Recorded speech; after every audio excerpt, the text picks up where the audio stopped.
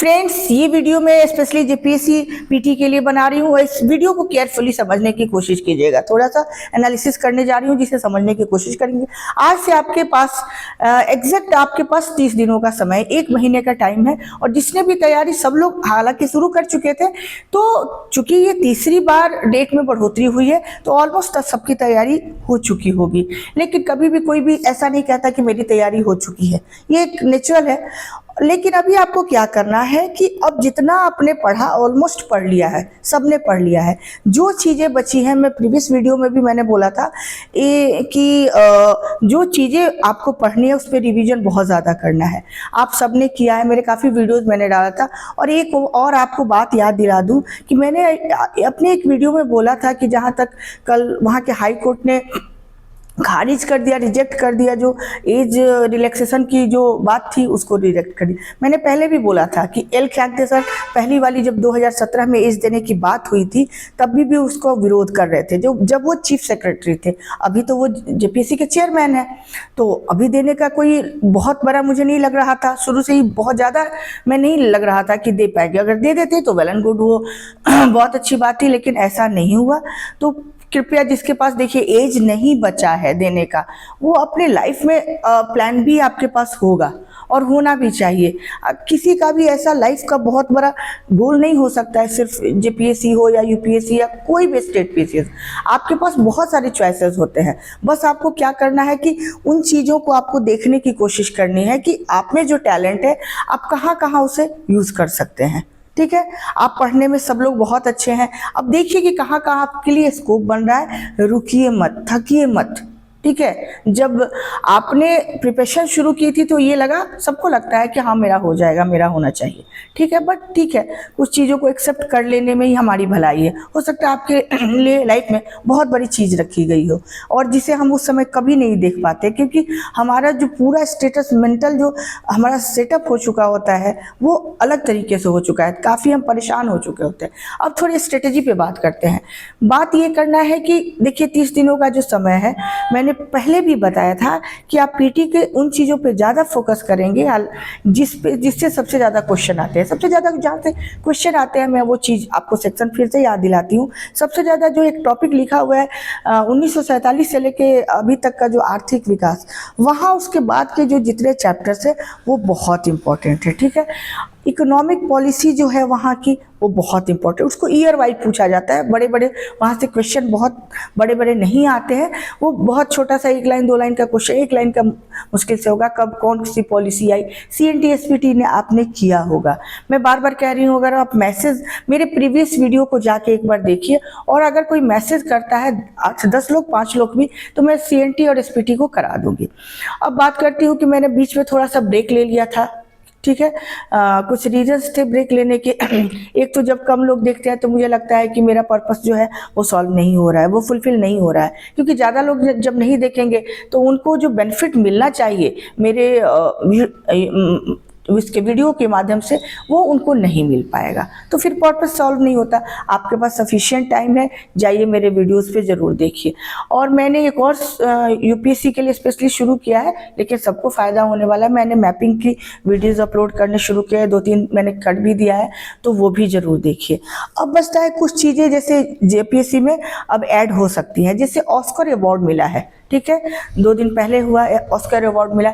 अभी 1 महीने का टाइम है, इसलिए जो करंट अफेयर्स का फर्स्ट पेपर होगा, जिसमें फर्स्ट पेपर में वहाँ से ऑस्कर के क्वेश्चन पूछे जाएंगे आपसे, तो वहाँ पे जरूर पढ़ लेना है।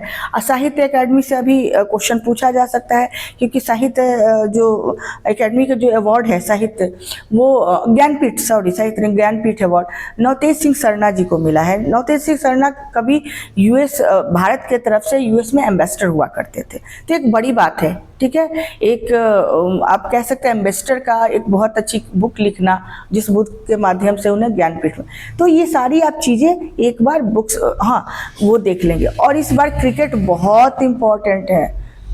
ठीक है, खेल कूद से तो अलग बात है, लेकिन जो करंट अफेयर्स का फर्स्ट पेपर है उसमें क्रिकेट से बहुत ही अच्छे से आप करके जाइएगा। ठीक है, 2-2 इस बार हमने वर्ल्ड कप अभी जीता, विमेंस वर्ल्ड कप जीता और 20 भी जीता, तो इससे वहाँ क्वेश्चन पूछे जाते हैं। ICC hell of fame of जो हॉल फेम होता है, क्या उसे कहते हैं अभी याद नहीं, उसमें किसके किसके नाम है, ठीक है। तो इन चीज़ों को आप बिल्कुल केयरफुली देखेंगे, किसकी लिस्टिंग है, आईसीसी में रैंकिंग पे कौन टॉप पे है इंडिया से, ठीक है। ये सारी चीज़ें आप ज़रूर इस बार देख लेंगे। हालांकि जगह तो वैसे पूछा नहीं जाता, फाइनल मैच कहाँ हुआ, अब इंडिया के लिए अहमदाबाद फिक्स हो चुका है तो वहाँ पे आप देख लेंगे। उसके बाद से जो इम्पोर्टेंट और चीज़ें हैं वो ज़रूर आप देख लेंगे। थोड़ी सी आप मिडिल ईस्ट को अच्छे से करके जाएंगे। मैं बार बार हर जगह बता रही हूँ, मिडिल ईस्ट से क्वेश्चन चाहे यूपीएससी हो चाहे कोई भी स्टेट पीसीएस हो, मिडिल ईस्ट से क्वेश्चन पूछा जाना तय है। मिडिल ईस्ट आपको पता है कि वेस्टर्न एशिया और इजिप्ट को मिला के मिडिल ईस्ट कहते हैं, ठीक है। इसलिए एशिया इजिप्ट को शामिल करते हैं कि जब अरेबियन पेनिनसुला है उसमें एक उसका सिनाई पेनिनसुला भी है, सिनाई प्रायद्वीप जिसको कहते हैं वो है मिस्र का, ठीक है। तो मिस्र इसलिए उसमें शामिल हो जाता है क्योंकि मिस्र ये कह सकते हैं कि दो पार्ट में डिवाइड है, बीच में स्वेज कैनाल है और इसके साउथ वेस्ट में अगर देखते हैं तो मेन मिस्र है, उसका एक पार्ट है अरेबियन पेनिनसुला में। इसलिए कहते हैं खाड़ी देश किसको कहते हैं, 6 देशों को खाड़ी देश कहते हैं। जो पर्शियन गल्फ के अराउंड जो देश हैं उनको खाड़ी कहते हैं। जैसे यूएई है, ठीक है, ओमान भी है, ध्यान रखना है मैप में ओमान है। ओमान आप हमेशा लगेगा कि दूसरी तरफ है, लेकिन ओमान 2 पार्ट में डिवाइडेड है। एक थोड़ा सा दुबई के आप जैसे नॉर्थ में देखेंगे हॉर्मुज के पास, वहाँ भी एक पार्ट है ओमान का। तो ओमान हो गया, यूएई हो गया, आपको बहरीन भी है, बहरीन आइलैंड कंट्री है, बीच में है बिल्कुल, मतलब उसका कोई लैंड से जुड़ा हुआ नहीं है। उसके बाद कतर जिसकी राजधानी दोहा है और फुटबॉल के लिए काफ़ी फेमस। उसके बाद आप देखेंगे कतर के बाद आप बहरीन देख लिया आपने, ठीक है। कुवैत इंपॉर्टेंट है।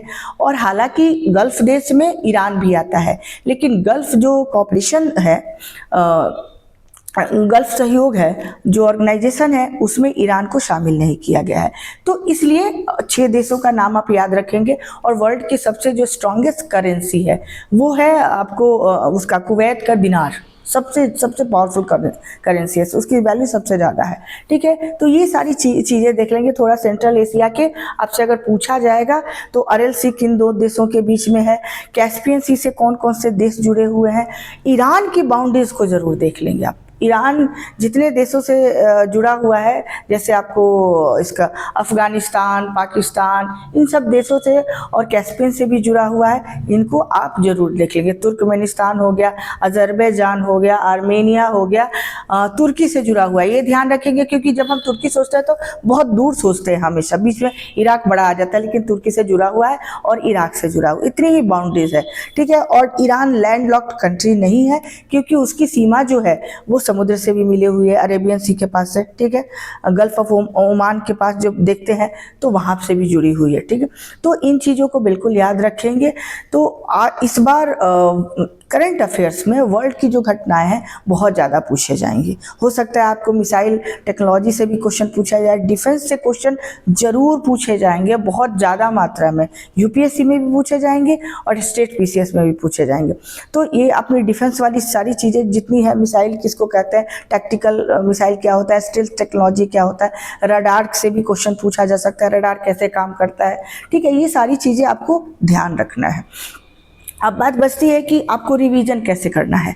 अब कुछ नहीं करना है, जितना आपने पढ़ा थोड़ा बहुत पढ़ते रहिए जीपीएससी के लिए दोनों पेपर से। लेकिन सबसे इम्पॉर्टेंट चीज़ है आपका रिवीजन, जितनी भी चीज़ें आपने पढ़ी हैं रिवीजन, और उसके बाद रिवीजन के बाद टेस्ट पेपर अब जहाँ से मिल जाए। लेकिन ध्यान रखिएगा, कभी कभी होता क्या है कि कहीं के भी हम टेस्ट में किसी भी एकेडमी में इनरोल हो जाते हैं और दे रहे हैं, और कई बार गलत उनके आंसर्स भी होते हैं, और कई बार उनके जो क्वेश्चन पूछे जाते हैं उस टेस्ट सीरीज में उनका बहुत ज़्यादा लेना देना नहीं है। प्रीवियस ईयर के क्वेश्चन से आप चेक करेंगे, या कभी कभी प्रीवियस ईयर के क्वेश्चन उठा दिया जाता है ताकि आपको लगे कि बहुत रेलेवेंट है। लेकिन खुद से बहुत ज़्यादा प्रैक्टिस कीजिए, जो चीज़ें आपने पढ़ी हैं उसको क्वेश्चन फॉर्म में खुद लाने की कोशिश कीजिए।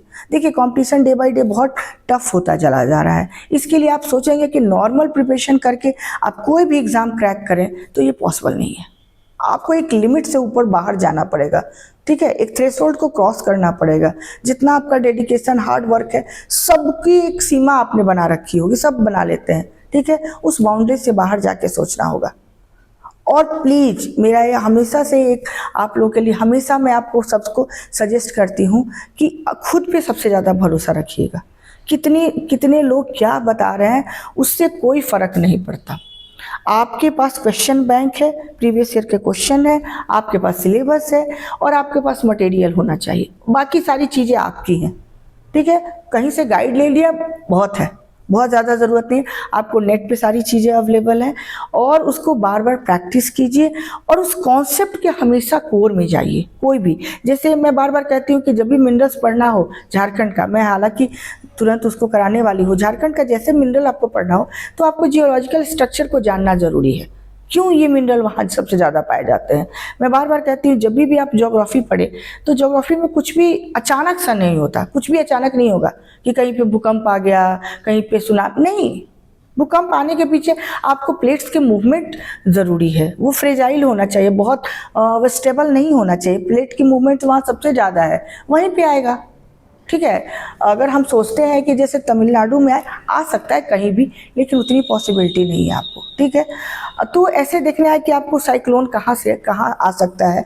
मॉनसून जरूर पढ़ के जाएंगे, मॉनसून का कॉन्सेप्ट आपको क्लियर होना चाहिए। हालांकि मैं मॉनसून पे एक दिन आपको एक छोटी सी वीडियो आपको 20-25 मिनट का एक कह सकते हैं मैं वीडियो अपलोड कर दूंगी, आप उसे ज़रूर जाके देखेंगे उस वीडियो को।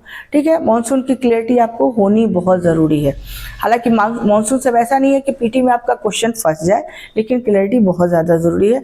और सबसे ज़्यादा जो मैंने मैपिंग से क्वेश्चन, एक और मैप का सेक्शन है जो इम्पोर्टेंट है, अफ्रीका से इस बार पूछे जाएंगे क्वेश्चन।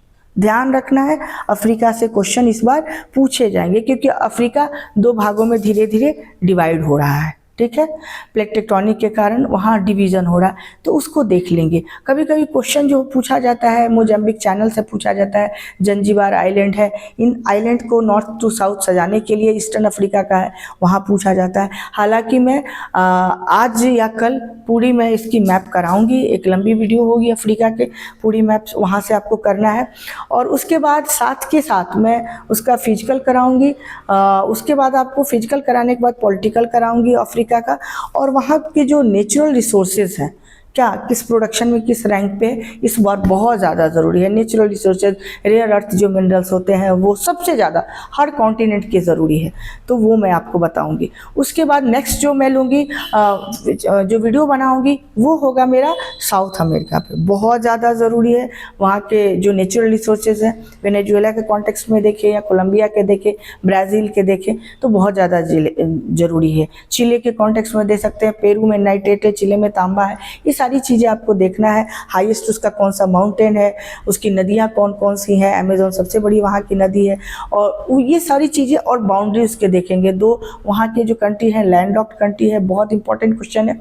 ठीक है, ये सारी चीज़ें हम मैं 1 दिन के बाद ये 2 दिन के बाद ये वीडियो अपलोड करूँगी, लेकिन मोस्ट प्रोबेबली कल मैं अफ्रीका की पूरी वीडियो अपलोड करूँगी। हाँ, और एक और मेरी वीडियो जाके आप मैपिंग के देखेंगे जो यूपीएससी के लिए मैंने बनाया है, वो मिडिल ईस्ट पे मैंने कल बनाया था, और उसमें ईरान की सारी चीज़ें मैंने बताई है। ईरान के जितनी चीज़ें ईरान से आपको, ईरान बहुत इंपॉर्टेंट है, तो जितनी सारी चीज़ें हो सकती है ईरान के बारे में मैंने उसमें आपको बताई है। तो ये सारी चीज़ें आप करते रहिए, और प्लीज़ जैसे ही आपके कमेंट्स आएंगे मैं इमीडिएट आपको उतनी चीज़ें जो आपको ज़रूरत है, हालांकि सब पढ़ रहे हैं लेकिन मैं सारी वीडियो तुरंत आपको अपलोड करूँगी। ठीक है, और उसके बाद आप अच्छे से पढ़ते रहिए, कॉन्फिडेंस कभी भी लूज़ मत कीजिए।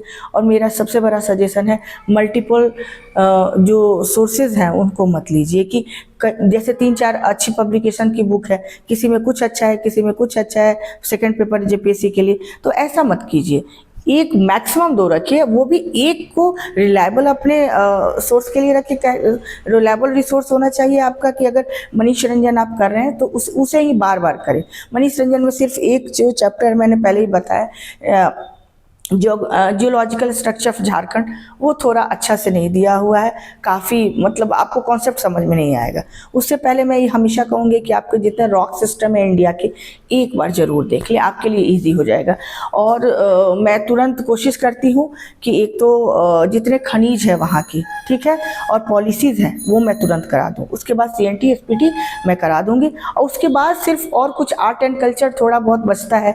मैंने पहले भी कहा कि जो शासन व्यवस्था से एक क्वेश्चन आते हैं, 8 क्वेश्चन 7 शासन व्यवस्था से, तो वहाँ एक क्वेश्चन पूछा जाएगा, तो बहुत ज़्यादा इम्पोर्टेंट नहीं है, उस पर टाइम कम देंगे। और उसकी स्ट्रेटेजी मैंने हालांकि बता दी है कि कैसे आपको एक ट्रायंगल बना के उसको शासन व्यवस्था के करना है, वो बता दिया है। और इकोनॉमी वाले पोर्शन पे ज़्यादा होगा। अब मैं उसके लिए करंट अफेयर्स भी शुरू करने जा रही हूँ, और जनरल करंट फर्स्ट पेपर के लिए जनरल करंट अफेयर्स के भी मैं बहुत सारे कलेक्शन आपको देने वाली हूँ। तो कमेंट जरूर करें, मेरे चैनल को लाइक करें, सब्सक्राइब करें और कमेंट करना ना भूलें। Thank you.